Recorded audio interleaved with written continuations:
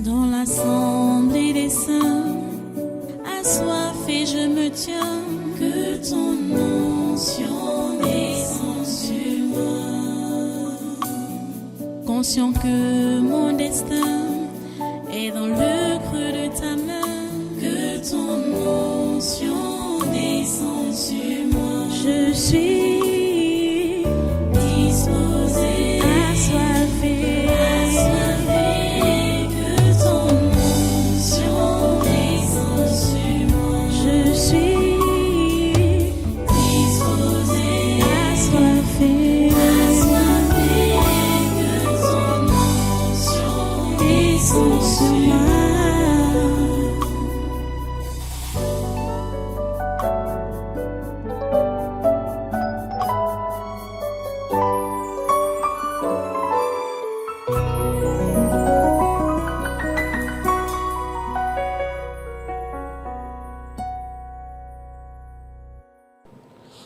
Alléluia. Béni soit le Seigneur. Voilà. Je vous ai dit que dimanche, je le disais, qu'on va repartir dans Matthieu chapitre 9, verset 13. Matthieu 9, 13.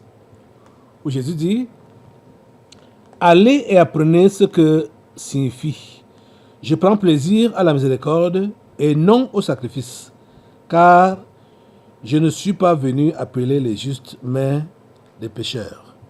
Prions le Seigneur. Dieu Toi Saint, nous te remercions pour ta parole. Et nous prions vraiment pour que tu puisses nous ouvrir les cœurs, de comprendre ton conseil et de l'appliquer au quotidien dans nos vies individuelles et en tant que famille chrétienne. À toi toute la gloire, ô grand Dieu, à toi tous les honneurs pour ce que tu fais en cet instant. Merci de nous disposer par ton Esprit Saint. Au nom de Jésus-Christ de Nazareth, nous avons prié. Amen, amen, amen. Voilà, sois toi. Une fois de plus, soyez les bienvenus au Tabernacle de la Liberté. Ce jeudi 19 décembre 2024. Nous sommes en direct. Nous sommes en direct. Ce qu'il se passe en direct, en live, comme vous voyez là. J'enseigne maintenant et je continue l'enseignement sur c'est toujours l'enseignement, la vie chrétienne normale. On parle sur l'amour, le chapitre de l'amour. Et il y a le sous-thème, depuis dimanche passé là, c'est un cœur d'amour est un cœur de compassion. C'est ça. Je veux dire, un cœur de miséricorde, voilà. Un cœur d'amour est un cœur de miséricorde. Oui, de compassion aussi, bien sûr. Mais le mot qui a été utilisé par Jésus ici, là, c'est la miséricorde. Voilà. Allez et apprenez ce que signifie: je prends plaisir à la miséricorde et non au sacrifice. Car je ne suis pas venu appeler les justes, mais des pécheurs. Chers amis, je ne sais pas comment ça te fait quand tu vois les autres mal en point, quand tu vois les autres souffrir, quand tu vois les autres malmenés, quand tu vois l'injustice, quand tu vois le faux, le mal qui se déroule autour de toi. Je ne sais pas comment ça te fait. Je n'ai pas oublié de vous... et même, je crois peut-être c'est la deuxième fois que je vais vous rappeler cette histoire. Donc je n'ai pas oublié de me rappeler de ce monsieur qui se disait chrétien, et pas seulement chrétien, mais pasteur, qui passait des nuits entières à regarder des films d'horreur et des films de guerre. Des nuits entières. Il m'a confessé publiquement, devant moi, il a dit publiquement, à haute voix, dans son salon, Il me dit, j'aime les films de guerre. J'aime quand on tire, ça atteint quelqu'un, le sang coule. Aïe. Ce monsieur. Aïe, je me demande si ce n'était pas un vampire qui a pris la carcasse humaine. Il dit qu'il est content quand il voit le sang couler. Il est content. Et pour la petite histoire, il était promoteur d'une église de réveil. Je mets ça entre guillemets. Bon, je ne sais pas si j'ai raison ou pas, puisque quand on parle d'église de réveil, je ne sais pas même à quoi ils font allusion. Hein. En tout cas, c'est bon, les églises qui ne dorment pas. L'affaire est compliquée. Hein. L'affaire d'église est compliquée. Hein. C'est compliqué. Vous voyez donc comment, quand Paul Atangi est acharné derrière moi comme ça, c'est parce que moi, j'ai décidé de ne pas m'associer aux églises de réveil là. Vous comprenez? J'ai décidé de ne pas m'associer. Parce que ça ne coûte rien de faire partie d'une église de réveil. Elles sont nombreuses. Je crois même que c'est c'est le genre d'église qui a même le plus de décrets présidentiels ici au pays. Les églises de réveil. Mais, comme je vous dis là, ce monsieur qui aimait voir le sang couler était promoteur d'une église de réveil. Quand je vous dis que j'étais chez lui, c'est parce qu'il m'avait invité prêcher dans son église. Et voulait que je sois le représentant de son église ici à Yaoundé. Vous comprenez ça? Mais quand je pouvais entendre les choses qu'il me racontait comme ça là, à deux, ou les choses que entre eux, hein, du moins je suis avec, ils racontent qui se passe dans leur église, ça ne m'encourageait pas à m'associer à ce genre de personnes. Ça ne m'encourageait pas. Et même, il m'avait tout dit comment il a fait pour avoir l'autorisation de son église. Il m'avait tout dit. Et ce qui m'avait même le plus choqué, c'est qu'il m'a dit qu'il a monnayé au niveau de l'administration territoriale pour que son dossier passe et arrive à la présidence. C'est ça qui m'a le plus choqué. Il m'a dit qu'il a monnayé. Bon, il ne vit plus. Donc, je ne peux pas même parler et même citer, donner même les noms. Du moins, ça n'aura pas d'effet négatif. Déjà même, est-ce qu'il ne nie pas ça?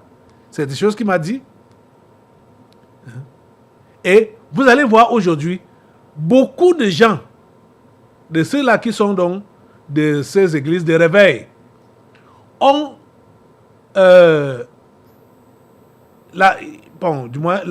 ils ont cette dénomination-là sur leur pancarte ou sur leur temple d'église. MEVIPAC. Vous allez lire ça. MEVIPAC.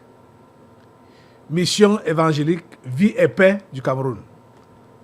Le promoteur de ça, c'est de lui que je parle.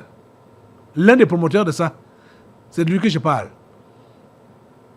Il m'a dit qu'ils ont monnayé au niveau du MINAT pour que leur dossier soit acheminé à la présidence pour signature. Vous voyez, vous me voyez travailler avec ce genre de dénomination-là? Jamais. Et les autres, je ne sais pas comment ils ont fait pour avoir la signature du chef de l'État par rapport à leur association religieuse. Je ne sais pas comment. Mais voilà quelqu'un qui dit donc qu'il aime voir le sang couler. Et Et il passait des nuits entières. Moi, je dormais. Il était au salon en train de visionner des films d'horreur et des films de guerre. Et il affectionnait ça. Et il ne manquait pas de faire des commentaires et des appréciations. Chef d'une église pentecôtiste, chef d'une église dite de réveil. Vous comprenez ça? Mevipak, mission évangélique vie un peu de Cameroun. Vous allez voir plein de pancartes ici dehors qui portent ça. Quand attends, je vais dire que les églises de réveil n'ont pas d'autorisation. J'ai dit c'est moi qu'ils visent, oh. C'est moi qui vise. Parce que moi j'ai dit que je ne porte pas ces noms-là. Je ne porte pas ces noms-là. Je ne suis pas là-dedans. Je suis Camerounais. Père et mère. Je suis chez moi. Je ne suis pas contre mon pays, ni contre les lois de mon pays. Au contraire, je défends mon pays. Ceux qui sont humains comme moi le savent. Même ceux qui sont des anges déchus dans ce pays savent que je défends cette nation. Ils le savent. Donc, la personne qui peut me combattre, ce n'est que quelqu'un qui veut que le Cameroun soit renversé. Comme Atarangi. Il veut que le Cameroun soit renversé. C'est pour cela qu'il me combat. Mais le Cameroun ne sera pas renversé. Vous comprenez? Ok. Donc, je dis quoi? Les amis, l'histoire de Paul Atarangi, ça m'écoeure. C'est quoi? Même quand je suis en train de vous enseigner la parole de Dieu comme je le fais là, je suis toujours en train de m'incliner vers ces actions brutales là. Hein? Oh. Jésus dit, allez et apprenez ce que signifie, je prends plaisir à la miséricorde et non au sacrifice. Donc, je vous pose la question de savoir, comment ça vous fait quand vous voyez quelqu'un souffrir? Comment ça vous fait quand vous voyez quelqu'un opprimé, brimé? Comment ça vous fait? Comment ça vous fait? Quelle est votre réaction? Est-ce que vous êtes miséricordieux? Comment ça vous fait quand vous voyez quelqu'un supplier la grâce, mendier la grâce? Est-ce que vous êtes prêt à lui accorder cela?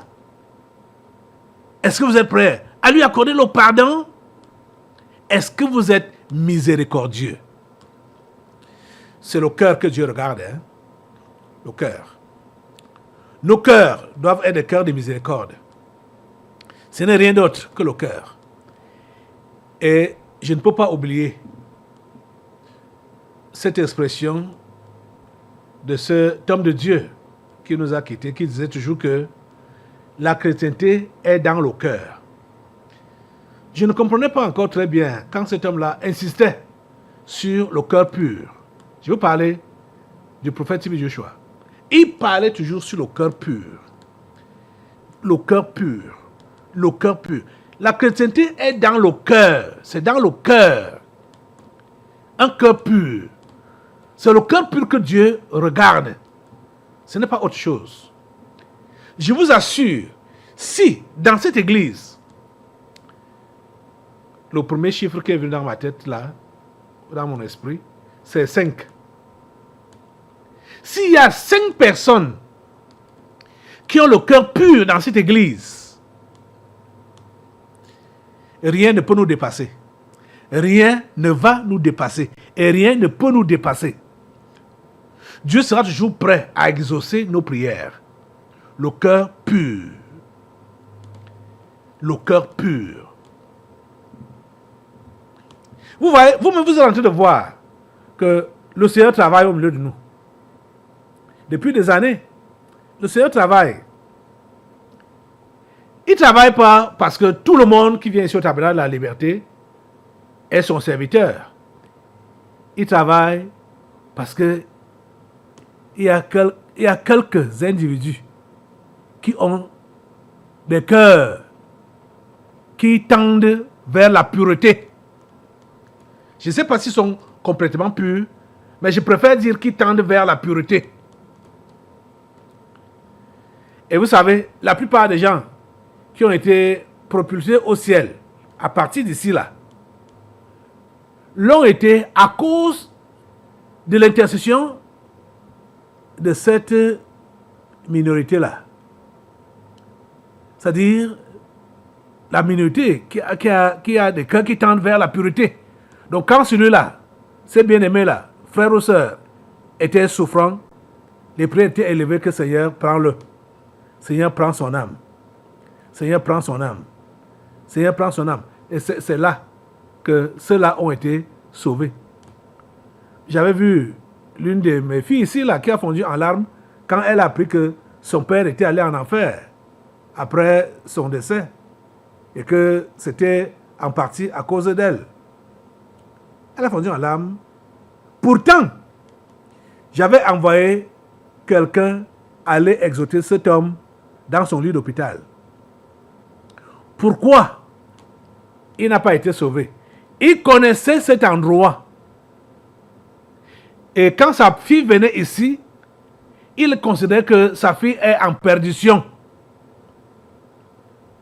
Donc, avait considéré sa fille toujours comme une perdue. Jusqu'à ce qu'il tombe malade. Et c'est maintenant l'église des perdus. Ou un membre des perdus qui devait aller l'exhorter pour qu'il aille au ciel. C'était impossible. Vous voyez un peu, non? C'était impossible. Il avait préparé son chemin lui-même. Hein? Il n'avait rien à voir avec la vérité. Il connaissait la vérité parce qu'ils habitaient derrière l'église ici. Avant qu'ils aient construit un peu loin d'ici là. Vous comprenez? Le cœur de miséricorde, le cœur de pitié, le cœur d'amour, c'est le genre de cœur que vous devez avoir. C'est vrai que la chrétienté commence réellement, c'est dans le cœur. Dans le cœur. Et ça ne reste pas enfermé dans le cœur. Ça se voit par les œuvres, par la pratique. Ça se voit. Hein? Quelqu'un va peut-être dire, moi je suis chrétien, bon, c'est dans le cœur, c'est dans le cœur. Dans ce qu'on voit celui-là ou celle-là faire ne correspond pas à la chrétienté. Ça, c'est se moquer de qui? C'est se moquer de qui? Si tu es chrétien dans le cœur, ça va se démontrer par tes actes. Jésus dit quoi? Jésus enseigne quoi? C'est de l'abondance du cœur que la bouche parle. C'est de l'abondance du cœur que la bouche parle. On n'est pas seulement chrétien dans le cœur, comme ça là, oui, dans le cœur je suis chrétien. Non. Les actes, les œuvres, les gestes vont montrer que ce qui est dans le cœur là, voilà ce qui est caché dans le cœur. Voilà ce qui sort par la pratique. Vous comprenez? Vous devez soigner vos cœurs. Comment ça vous fait? Quand vous apprenez la réussite de quelqu'un, comment ça vous fait? Quand vous apprenez l'échec de quelqu'un, comment ça vous fait? Quand vous apprenez la promotion de quelqu'un, comment ça vous fait? Quelle réaction vous avez? Quand vous voyez une belle réalisation, quelle est votre réaction? D'emblée, quelle est votre réaction? Ou quand vous apprenez que telle personne a beaucoup d'argent, a beaucoup de biens, hein? Quelle est votre réaction? Ou quand vous entendez comment on apprécie un tel ou une telle, comment ça vous fait, vous autres? Comment ça vous fait? Quand ce n'est pas vous qu'on apprécie, mais c'est quelqu'un d'autre qu'on apprécie. Votre cœur fait comment? Votre cœur fait comment? Comment est-ce que vous réagissez? Hein, les amis? C'est là qu'on sent et qu'on sait. Ça dit, ce que je vous dis là, c'est vous montrer les indices de savoir comment est l'état de votre cœur. Votre cœur, c'est vous-même. Hein? Votre cœur, c'est vous-même. C'est vous-même. Votre cœur dévoile qui vous êtes. Parce que quand vous allez agir, vous allez manifester ce qui se passe à l'intérieur de vous-même là. Vous allez le manifester. Vous comprenez?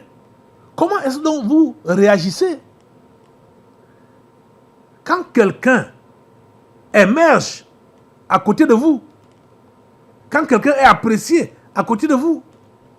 Ça vous fait comment dans le cœur là? Ou comment? Oui, quand on encourage ou on félicite quelqu'un d'autre à côté de vous, ça vous fait comment dans le cœur là? Votre cœur est comment? Tout ce que je prends là comme des petits exemples, vous vérifiez au-dedans de vous-même, au quotidien, vous allez remarquer que votre cœur n'a pas souvent été content. Votre cœur n'a pas souvent été content. Et pour certains, votre cœur n'a pas toujours été content. Donc, pour d'autres, c'est souvent. Et pour certains, c'est toujours. Que votre cœur n'a pas toujours apprécié. Ou alors votre cœur n'a pas souvent apprécié qu'on regarde du moins, on apprécie les autres, on apprécie l'autre à côté de toi, alors que toi tu es là depuis, on ne te regarde pas. Le cœur, l'état du cœur, ça compte beaucoup. Ça compte beaucoup. Et vous allez voir, l'humain que tu es et que je suis n'a pas souvent su faire la différence. L'humain que tu es et que je suis a souvent regardé aux apparences. Nous avons souvent regardé aux apparences. Et on juge d'après les apparences. Et on condamne d'après les apparences. Ou on relaxe d'après les apparences. C'est seulement d'après les apparences. On ne sait pas ce qu'il y a dans le cœur. Vous savez que c'est arrivé même au prophète Samuel. Le prophète Samuel, Samuel, il a été un grand prophète dans la Bible. Même lui, il a failli tomber sur le coup des apparences. Voyons cela. Allons dans 1 Samuel au chapitre, c'est 1 Samuel ou 2 Samuel. On va voir ça, c'est dans... 1 Samuel chapitre 16. 1 Samuel chapitre 16. Il était question d'établir ou de choisir le roi en Israël. Puisque Saül était déjà tombé et Dieu l'avait déjà rejeté. Dieu a demandé à Samuel d'aller dans la maison d'Ésaïe et de choisir l'un de ses fils comme roi à la place de Saül. Voici les enfants d'Isaïe entrent alors. Je suis dans 1 Samuel, chapitre 16, du verset 6 au verset 7. On va d'abord aller juste à ce niveau-là.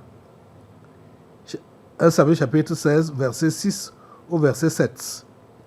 Où il est écrit: lorsqu'ils entrèrent, les enfants d'Isaïe, bien sûr. Lorsqu'ils entrèrent, il se dit, donc Samuel se dit, en voyant Eliab, donc l'un des grands frères du roi David, il se dit, en voyant Eliab, certainement, l'oint de l'Éternel est ici devant lui. Écoutez donc la réponse de Dieu au verset 7. Et l'Éternel dit à Samuel: ne prends point garde à son apparence et à la hauteur de sa taille, car je l'ai rejeté. L'Éternel ne considère pas ce que l'homme considère. L'homme regarde à ce qui frappe les yeux, mais l'Éternel regarde au cœur. L'homme regarde quoi? À ce qui frappe les yeux, mais l'Éternel regarde au cœur.